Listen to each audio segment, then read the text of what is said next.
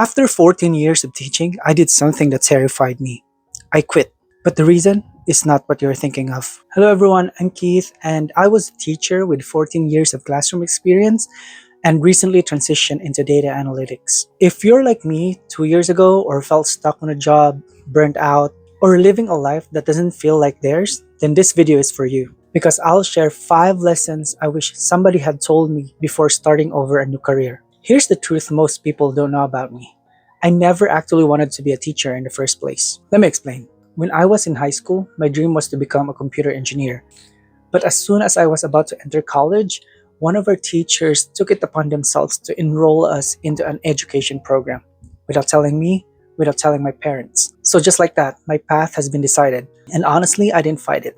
At 16 or 17 years old, you don't always have the courage to say no. And that's how I become a teacher. Not because I chose it, but because somebody chose it for me. Fast forward to my last year teaching in the United States under the J1 visa program. That year I was assigned to teach 5 different subjects, 5 classes in 5 hours a day. On paper it sounds doable, but in reality it means 5 times the preparation, 5 times the grading, and 5 times the stress. I was so stressed out that food became my comfort. I started eating more and more just to cope up. And before I knew it, I gained a lot of weight. And that weight eventually triggered a heart condition. So there I was, physically unhealthy, mentally strained, and stuck in a career that I didn't choose in the first place. That's when I decided that 2023 would be my last year of teaching. I couldn't keep sacrificing my health, my peace of mind, and my life over a career that wasn't mine to begin with. So I left. I went back to the Philippines and suddenly I have no routine. I have no identity. I have no goals to pursue. For weeks I felt lost. I questioned everything. Did I make the right choice? Was I throwing away 14 years of experience? And what was I even good at anymore? Looking back now, there were 5 lessons that changed my life about starting over, and I wish somebody had told me about this earlier. The first lesson was realizing that just because I spent 14 years teaching doesn't mean I have to keep doing it forever. In psychology, this is what we call as the sunk cost fallacy. It is when we follow through with something that we heavily invested in time, money, emotional energy, effort, even if giving up is clearly the better idea. It's like when you're with a long-term partner that no longer makes you happy, but you hesitate to end things because of the time and emotional energy that you already invested in the relationship. You might find yourself clinging to the past, fearing that leaving your partner will make all your efforts wasted. Teaching was like that for me for a while. So if you feel like you're going to waste your time by switching careers, then you just fell prey to the sunk cost fallacy. And the reality is you're not actually starting from scratch. I will talk more about this later in the video. The second lesson is not waiting to feel ready. I get it. When you're making a big life change, you want a guarantee that you're making the right choice. But life doesn't work that way. There's no crystal ball and there's no plan that eliminates all the risk. I spent months overthinking, trying to find the perfect next step. I made lists, I researched careers, I took personality tests. Hell, I even analyzed my strengths and weaknesses like I was preparing for a dissertation defense. But the reality is, overthinking got me nowhere. So I made a decision. I would try something, anything, just to get moving. So I enrolled in a data analytics course in Coursera, and at first I didn't feel qualified. I didn't even know if I would like it, but I did it anyway. And you know what? The first few weeks were brutal. SQL queries were like alien language to me. My Python code doesn't work at the first time. Statistical concepts that I hadn't thought about since college came flooding back, and I felt overwhelmed. There were nights when I sat in front of my computer thinking, was I making the right choice? Maybe I'm not smart enough for this. Or maybe I should go back to teaching. But every time my code worked, it felt so good. Then I started cleaning my own dataset, creating visualizations in Tableau. Each small action gave me information about what I could do, what I'm good at, and what I actually enjoyed. And slowly, I realized that I can do it. Not because I suddenly felt confident, but because I have evidence. Real evidence from real action. You have to remember that action creates momentum and not the other way around. You don't wait until you feel like doing something to start.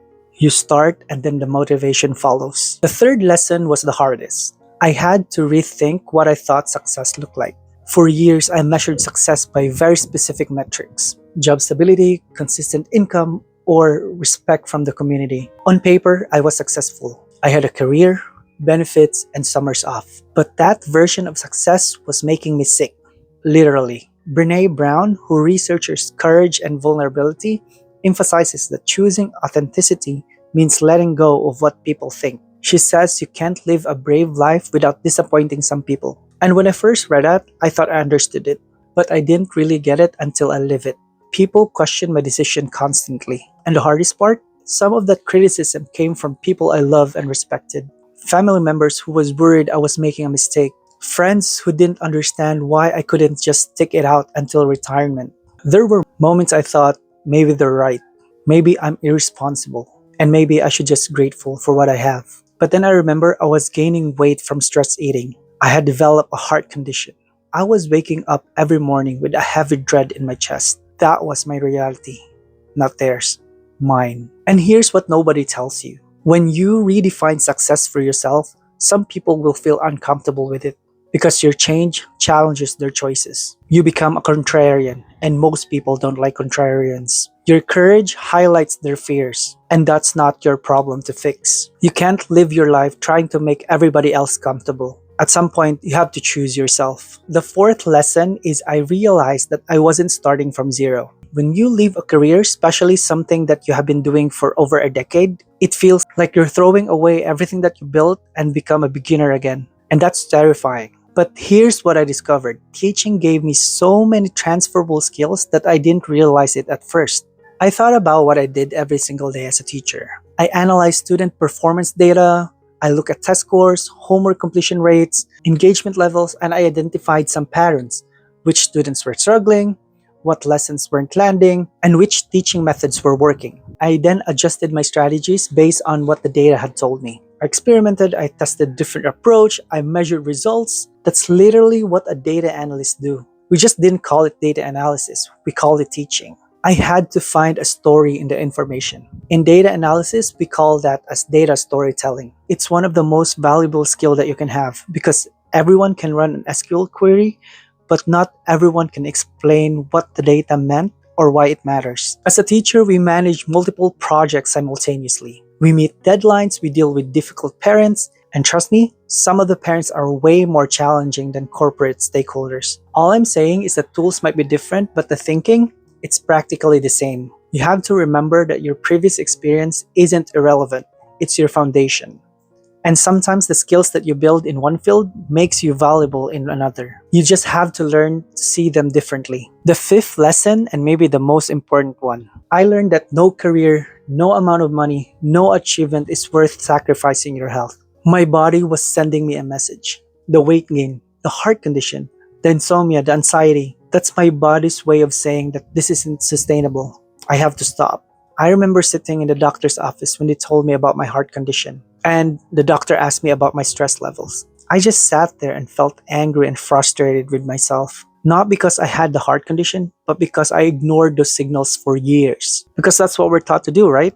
Push through, be tough, don't give up. Success requires sacrifice. But that was my wake-up call.